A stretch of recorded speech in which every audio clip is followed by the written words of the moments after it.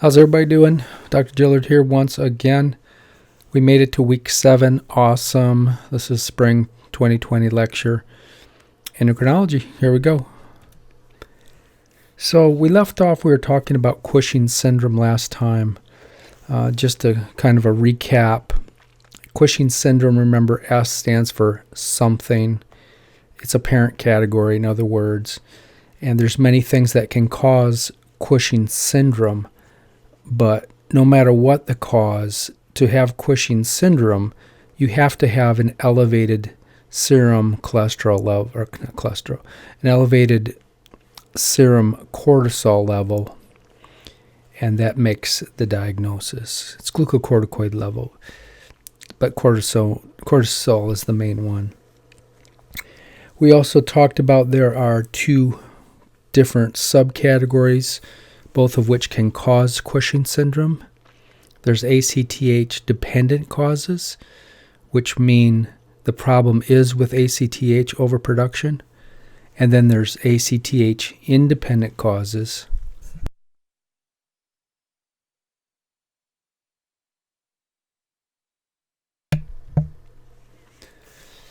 ACTH independent causes, that means ACTH levels are normal. The process is something is producing too much cortisol, or you're taking cortisol, but ACTH is not the problem. Number one cause of ACTH dependent Cushing syndrome is a tumor in the anterior pituitary that causes the overproduction of ACTH. Number one cause of ACTH independent Cushing's disease, well, that's kind of a close call. The number one cause is really exogenous use of glucocorticoids. So someone who has rheumatoid arthritis and they're on high doses of prednisone.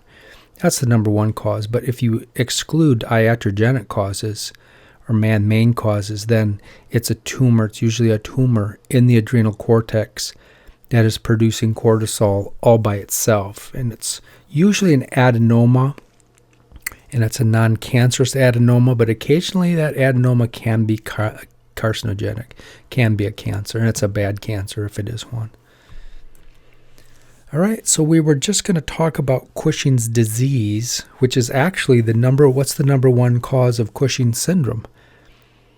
It's Cushing's disease. All right, so Cushing's disease accounts for about 80% of the cases of Cushing syndrome discovered by Cushing. Cushing's disease is considered an ACTH dependent cause. Why?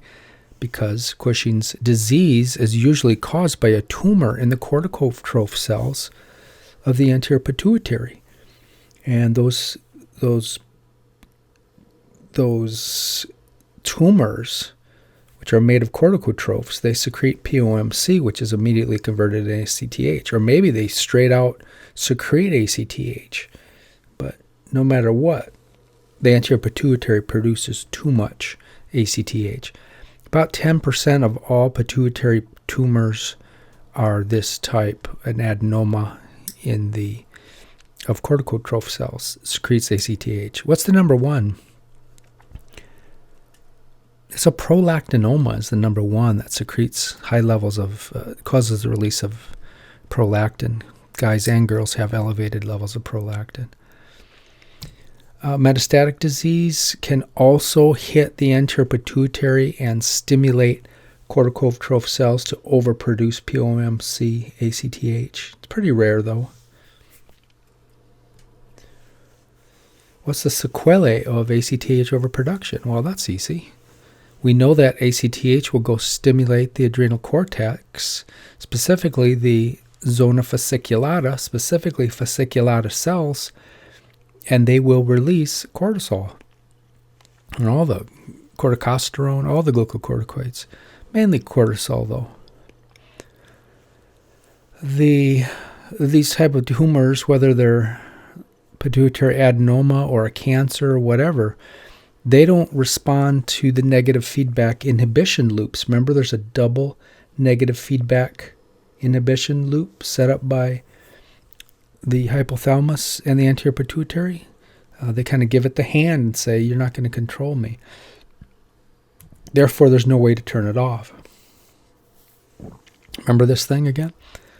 So, parvocellular neurons in the paraventricular nuclei release corticotropic releasing hormone, CRH, goes down, stimulates the anterior pituitary, specifically the corticotroph cells of the anterior pituitary, to release POMC ACTH.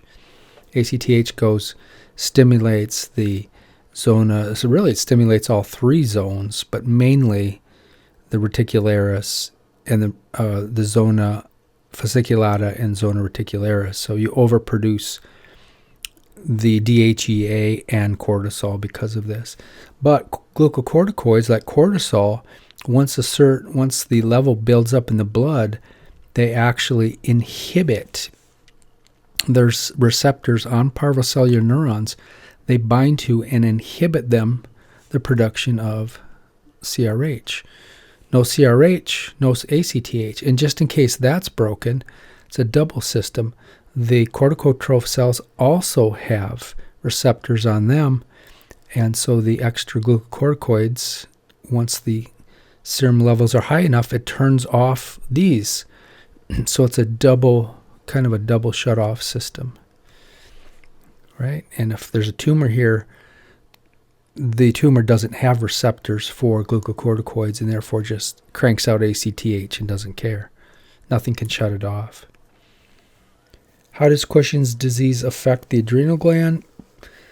Well, just like the heart, if someone has hypertension and the left heart has to muscle up to power through narrowed pipes, the heart gets big. Same thing happens with the adrenal gland. About 25% of people with Cushing's disease develop bilateral adrenocortical hyperplasia. Because this is the adrenal gland just gets big. It doesn't have the nasty nodules in it, though. There's another condition of ACTH independent Cushing's disease called ACTH independent bilateral macronodule adrenal hyperplasia.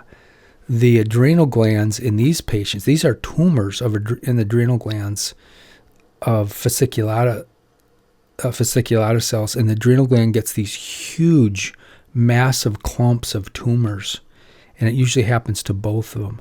So this is a different phenomenon. This is just a general hypertrophy. It's not an ugly looking thing like in AMAH.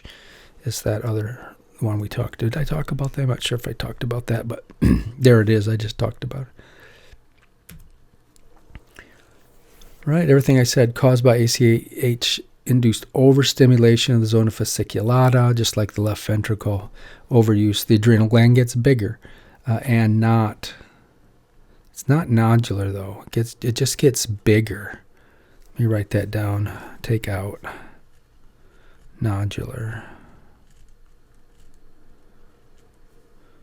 Out nodular, slide 424.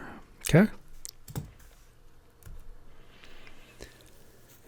And as I said, it's tough to differentiate from ACTH-independent bilateral macronodular adrenal hyperplasia. There's also a micronodular adrenal hyperplasia where the adrenal glands actually shrink, but I took that out. It's just too rare to talk about. So here's a normal size, and here is a big adrenal gland. That's what a normal one looks like. Still looks a little nodular to me, so I'm not 100% sure there's a touch of AIMAH going on in here, but nevertheless, it's swollen up. Okay, what about some other causes of ACTH dependent causes? What about if you have some tissue that secretes ACTH without going through the normal machinery? So that's called ectopic ACTH syndrome. That's seen in about 15% of patients with Cushing syndrome. It's caused by an extra APH axis tumor that is ectopically secreting ACTH. Right? And be careful with these again. Hypothalamus, pituitary, adrenal gland axis. That's all three. So these tumors aren't in any of these things. Maybe it's in the kidney. Maybe it's in lung tissue. but it's not in the HPA axis. Don't get that confused with the HP axis. What does that mean? Robert, haven't heard from you. Paying attention, Robert? Tell me. Well, HP axis is just I guess we call you Rob, really. Tall Rob. That's the hypothalamus, and that's the pituitary. There's no adrenal gland in this formula, so we're just talking about the hypothalamus and pituitary. If we say HPA axis, then we're talking about all three: hypothalamus, pituitary, adrenal gland. Okay. And these syndromes, it's rare, but they can secrete huge amounts of ACTH. The receptors don't work for these things. The bad one, when you think of this, you think of small cell lung carcinoma. So about 50% of the people who have this ectopic ACTH syndrome, it's not a good sign. It's bad cancer of the lung, small cell lung carcinoma. Pancreatic, it could be a tumor in the pancreas, which is also cancerous. In fact, this is all bad. These are all cancerous tumors. And these tumors, they are made of corticotroph cell-like things that secrete ACTH, but they're just not in the anterior pituitary. They're in the they're in the lungs, pancreas. There's other types of lung carcinomas as well. Then there's a bunch of other ones. We won't get into all those. But think bad. Ectopic ACTH syndrome, bad. Cortical secreting adrenal adenocarcinomas or adenoma or carcinoma. So ACTH independent cause of Cushing syndrome. So this one is independent. This means it's a tumor independent of ACTH, so it secretes cortisol flat out by itself. So this is the number one type of ACTH independent, except for, again, the exogenous glucocorticoid is the most common. But if you take out the iatrogenic, this is the number one kind of pathological condition. And, yep, it's seen in about 15%. I can tidy that slide up a bit. I just kind of redid these slides this morning. It's the number one, I guess I could put a T there. It's the number one, or it's the number one cause, or it's the cause of Cushing syndrome in 15%. It's not the number one. Oh, it is the number one cause. Yeah, it is the number one. If you get rid of exogenous glucocorticoids, someone on prednisone therapy doesn't count. So what does this one mean? Impatient means it has an adenoma. What's an adenoma? That's a tumor of glands, and the adenoma is somewhere in the adrenal gland. All right, so this is not ectopic. It's in the adrenal gland itself. And this tumor is flat out secreting cortisol, and it has no regulation. It just doesn't need ACTH to stimulate it. It can secrete cortisol without ACTH. Okay, the adenomas usually aren't cancerous. However, sometimes they do become cancerous, and it's a bad cancer. Okay. Now, what about the clinical sequelae of Cushing syndrome? All the following clinical sequelae are caused by chronic, probably going on at least 3-6 months, exposure to excess high levels of serum glucocorticoids. So we'll see there are many, many symptoms the patients can start to pop up.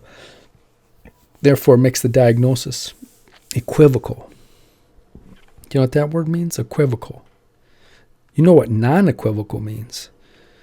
There's no second guessing. The diagnosis it's non-equivocal. We're 100% sure. But equivocal means the diagnosis, we're not 100% sure what's going on. In other words, they're having trouble understanding, or it could be something else. So it's an equivocal diagnosis. Make sure you know that word. I do like that word. Right, so here's a list of all the possible symptoms and we'll go through some of these a little more specific, but truncal obesity with limb wasting is classic. The rounding of the face, or the so-called moon face. Facial plethora. what the heck is facial plethora? That is basically flushing. It's AKA for flushing, but flushing is not really, that's more of a layperson term. Plethora is same as flushing.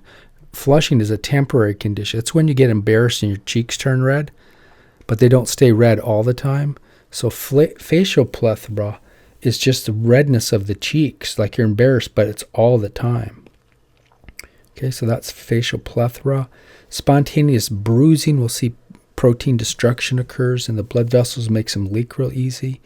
Menstrual irregularities are common. The dorsal thoracocervical fat deposits are classic. The buffalo hump. Striae distentiae, stretch marks, classic. Hirsutism, they get hairy, especially on their face. They can get fine little hairs on their face.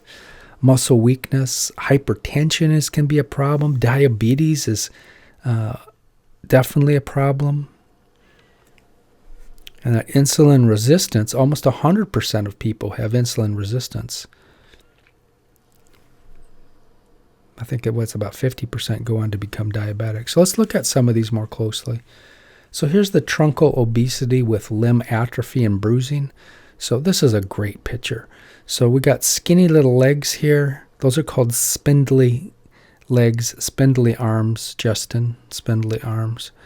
And then, but we got the Homer Simpson stomach, the pendulous abdomen.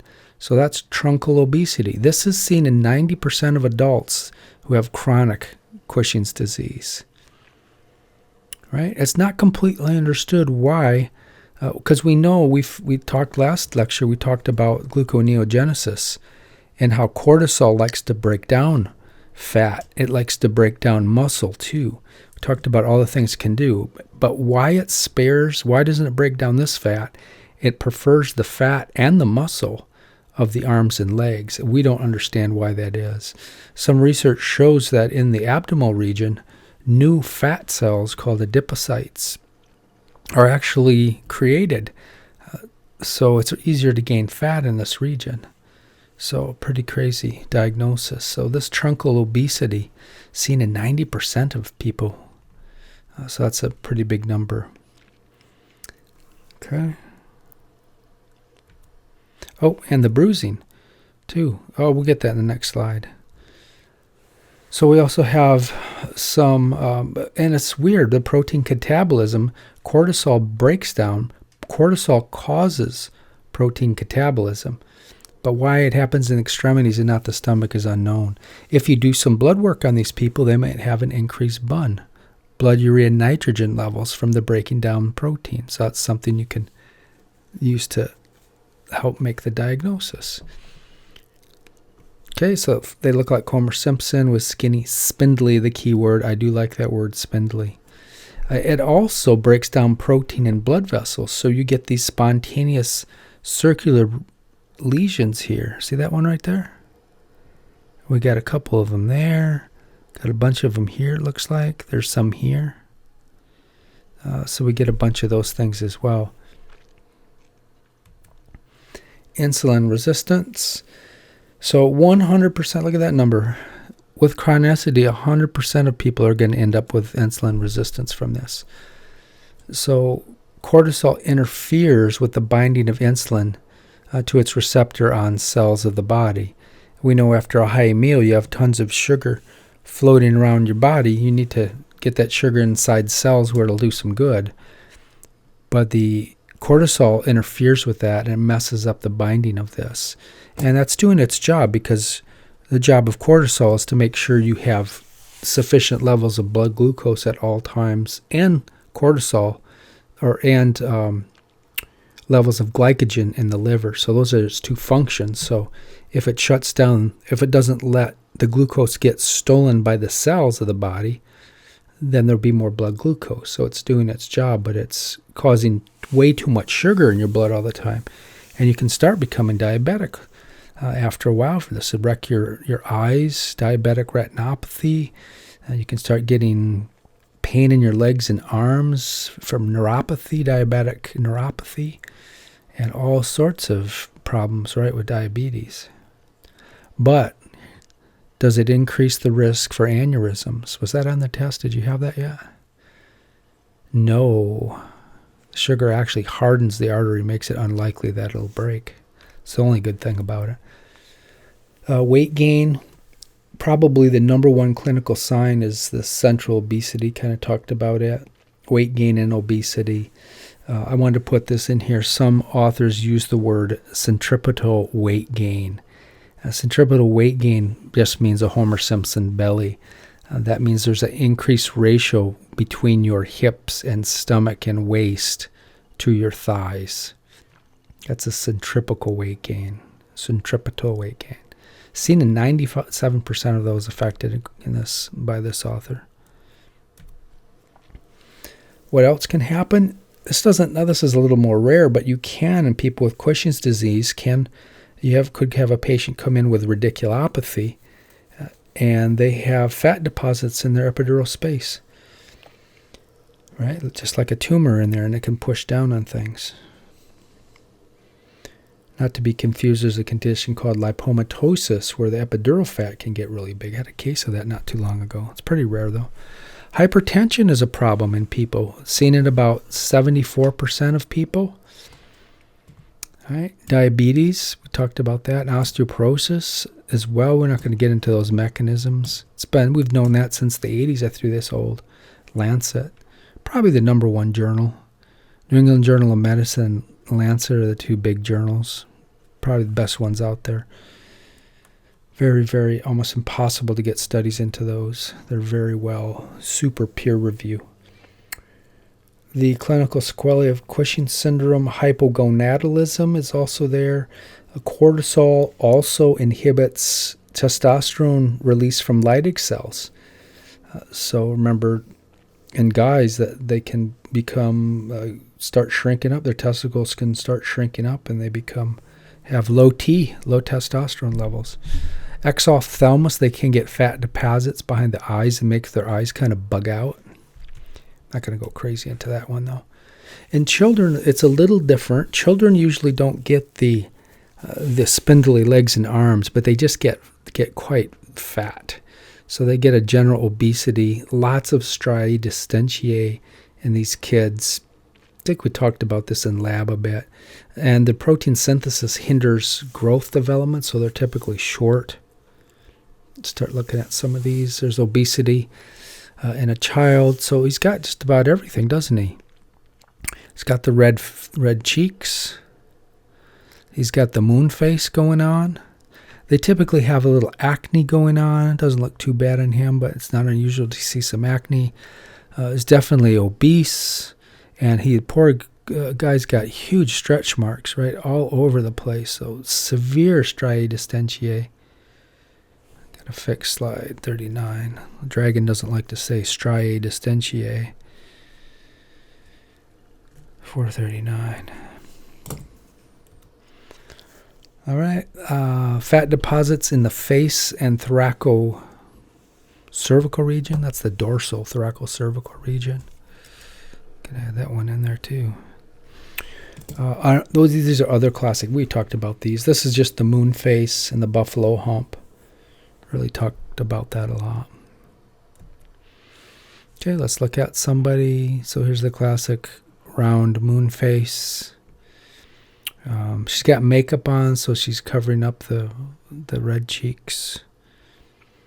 But the moon face seen in about 90%. It's a very common finding. And there's the classic buffalo hump in a patient with Cushing syndrome. This guy's got it all. He's got the stretch marks. He's got the Homer Simpson belly. He's a big guy. You can't really see that his arms are spindly. You don't know what his legs look like. He's got that. Looks like he's had some big heart surgery too, or something. Cracked open his thorax for something. Look at the face. Got a moon face. He's got the red cheeks, the plethora, facial plethora. It's probably a new word for you. Make sure you know that. So it's definitely someone with Cushing's. And stretch marks, striae distentiae, striae or stretch marks, and we don't know. They do a biopsy of those things, or you do a histological sampling. They have a lot of elastic tissue in them, so we don't understand how that works. but they do have abnormally large amounts of elastic tissue. It's another classic one, right? We got the moon face going on. Don't really see, maybe a touch of plethora. I don't know if she's got makeup on. Lots of stretch marks, but another Cushing syndrome patient. There's another one. This guy's had his abdomen opened up, hasn't he? And yeah, it's just showing his legs look pretty good. But he's definitely got the Homer Simpson belly, doesn't he? Maybe stretch marks, old stretch marks, look kind of faded. What about atrionatriuretic factor and glucocorticoids? This is interesting. This might have something to do with polyuria, because another one of the symptoms, not as common, but they go to the bathroom a lot. And it might have something to do with ANF, because ANF does stimulate does cause polyuria. Just leave it at that. We'll get into ANF in a while. But glucocorticoids have been found to increase the rate of transcription of ANF in atrial cells, atriomyocytes. And so, yeah, they stimulate the release of ANF. They also upregulate the ANF receptors on endothelial cells all over the body. So, therefore, increased plasma concentrations were found in some, but not all. So this is the strange thing. But maybe this is why everybody doesn't have polyuria. So ANF responds to hypertension. So you shut off. You don't want principal cells taking in sodium water with that. And so it kind of shuts off that mechanism. Same with ADH. You don't want any water being taken up by the principal cells. So those mechanisms are shut down and the water goes out. What about stress and its effect on glucocorticoid production? The guy's all stressed out there. Well, remember our double negative feedback system. So glucocortical binding sites, we just talked about this, but the normal glucocortical binding sites have the parvocellular neurons, and corticotroph cells. They're shut off, right? We just talked about this, by high levels of cortisol. And that normally would decrease cortisol production. Classic example of where the end product, cortisol, ACTH goes on to release cortisol.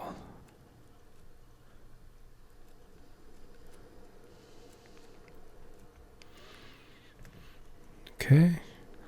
But the cortisol turns around and binds and knocks off the corticotroph cells that inhibits them. And we talked about that. So what's that got to do with stress? There it is again. I probably could take this out of here. What's that got to do with stress? Well, it's well known that stress does have some weird effects on the HPA axis. Now everything's not 100% set in stone, and things are changing because we still don't know the pathophysiology of this mechanism.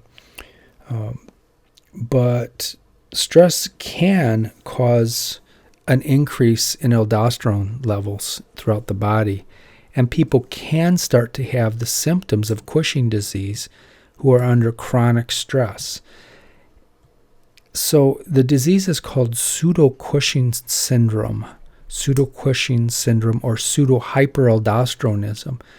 And because there's no other cause for it, there's no ACTH secreting tumor, there's no tumor secreting cortisol, the patient's not taking cortisol, but yet their blood cortisol levels are high, and they have to have some stress to make this diagnosis. So it used to be thought, that it's still thought, but there's other research coming out that maybe kind of disputes this. But it's thought for right now to deactivate those glucocorticoid receptors that are on parvocellular neurons in corticotroph cells.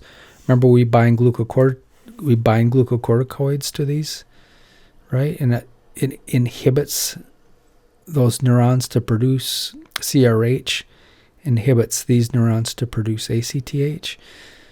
But the stress somehow shuts the system down, and we're not 100% sure. It's probably something released from the brain that they haven't figured out yet.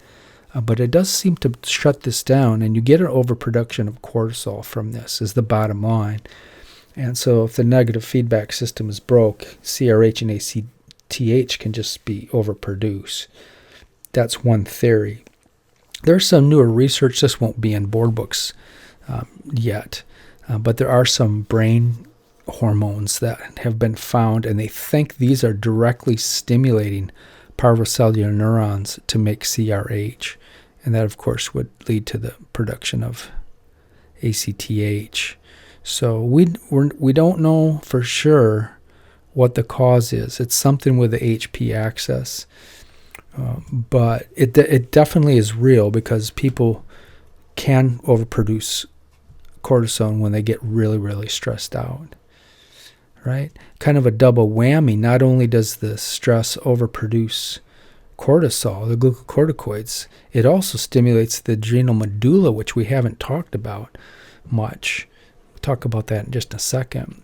And to release mainly epinephrine, some norepinephrine as well, a tiny bit of dopamine, but mainly epinephrine. And epinephrine has been shown to also go and bind to parvocellular neurons to stimulate the release of even more CRH, which, of course, I hope I don't have to keep doing this, but I will. That causes a release of ACTH. And that, of course, stimulates the adrenal gland to release cortisol. Okay, we got it? All right, let's actually just talk a little bit. Not too long a lecture today. We'll get your test coming, right? We'll go easy this week. In fact, this is not even on your test, right? This material starting now is on the final. Should have said that at the beginning. But the adrenal medulla, that's the innermost area of the adrenal gland, makes up about 10% of the adrenal mass. Embryologically, it's always a great embryology question, right? Because it's very strange, the adrenal gland. The inside, or the medulla, is actually made from neural crest cells. And that's because these cells that secrete epinephrine and norepinephrine, they're very much just like kind of the postganglionic nerve endings that secrete norepinephrine. It's almost like a nerve, you can think of it, a nerve ending, a sympathetic nerve ending. But the cortex, of course, is derived from intermediate mesoderm. So those are two very high-yield board questions. Make sure you know that if you don't. Okay, and its hormones, they do work harmoniously with the cortex's hormones, even though they're derived from different things. Because the cells have an affinity for chromium salts, they were given the name chromaffin cells. Don't get that confused with our ECL cells. Intro, meaning intestinal or from the stomach. Chromaffin-like cells, because I like to throw that answer in there to mix you up. These are just chromaffin cells, and they are innervated directly by splanchnic nerves. Really, the splanchnic nerve is part of the sympathetic efferents that come out of the sympathetic chain, postganglionic sympathetic fiber specifically. And and they connect directly to those chromaffin cells in the adrenal medulla. Therefore, the medulla is really nothing more than a branch of the sympathetic nervous system, and that's a great statement. You could say it's a modified sympathetic gland. That's also true. You could say the chromaffin cells are just nothing more than modified postganglionic neurons, sympathetic neurons. Releases norepinephrine epinephrine by far the most. The norepinephrine, I forget what the ratios are, but like 80% epinephrine, and norepinephrine maybe 15%. A little tiny bit of dopamine as well. Adrenal medulla can release hormone. Also, the medulla can release hormones really quickly, so it can act to respond to things immediately. Unlike the HPA axis is much more slower. The cortical hormones are more modulators of responses. It can cope. The adrenal medulla copes with emergency situations. Stimulated by preganglionic cholinergic fiber. to release its juices, its hormones, epinephrine and norepinephrine. Okay, I think we'll leave it right here. We'll pick this one up tomorrow. The natriuretic peptides. See you later.